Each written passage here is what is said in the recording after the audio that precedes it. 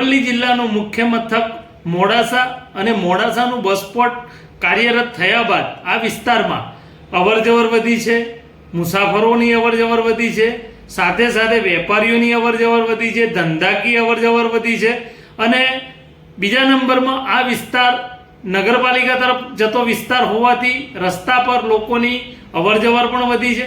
ત્યારે છેલ્લા કેટલાય દિવસોથી આ વિસ્તારમાં ગટરિયું પાણી ઉભરાઈને બહાર આવી રહ્યું છે। આ ગટરિયું પાણી દુર્ગંધયુક્ત અને બિલકુલ કાળું ભૂત હોવા છતાં લોકોને આ પ્રશ્નનો નિકાલ કરવામાં નગરપાલિકા નિષ્ફળ નીવડ્યું એવું લાગી રહ્યું છે। આ વિસ્તારમાંથી રોજબરોજ નગરપાલિકાના કર્મચારીઓ, અધિકારીઓ અને સત્તાધીશો અવારનવાર પસાર થતા હોય છે, પરંતુ તેઓને પણ આ ગંદુ પાણી દેખાતું ના હોય તેવું લાગી રહ્યું છે। આ ગંદુ પાણી દુર્ગંધયુક્ત હોવાથી રોગચાળો ફેલાય તેવી શક્યતાઓ પણ રહેલી છે। જો આ પરિસ્થિતિ તાકીદે હલ નહીં કરવામાં આવે તો કોઈપણ સંજોગોવસાત દુકાનદારોને પોતાના ધંધા રોજગાર બંધ રાખીને ઘરે બેસી રહેવાનો વારો આવવો પડશે। કેમ કે જો આ ગંદકીભર્યા વાતાવરણમાં બેસી રહેવું એ જોખમી બની રહે એવી શક્યતાઓ રહેલી છે। જો તાકીદે નગરપાલિકા તંત્ર આ બાબતે યોગ્ય કાર્યવાહી કરે તેવું લોકો ઈચ્છી રહ્યા છે। ખબર અરવલ્લી, અલ્પેશ રાઠોડ, મોડાસા।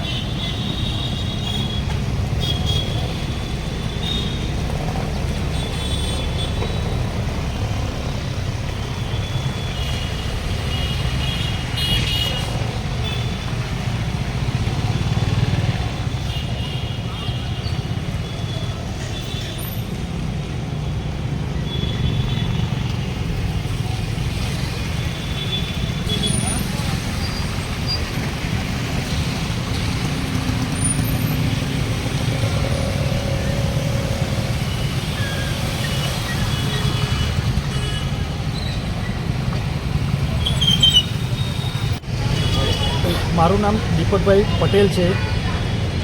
મારી નાસ્તાની દુકાન છે મોડાસામાં। આ મારી દુકાન છે રાધેશ્યામ નાસ્તા હાઉસ, બરાબર।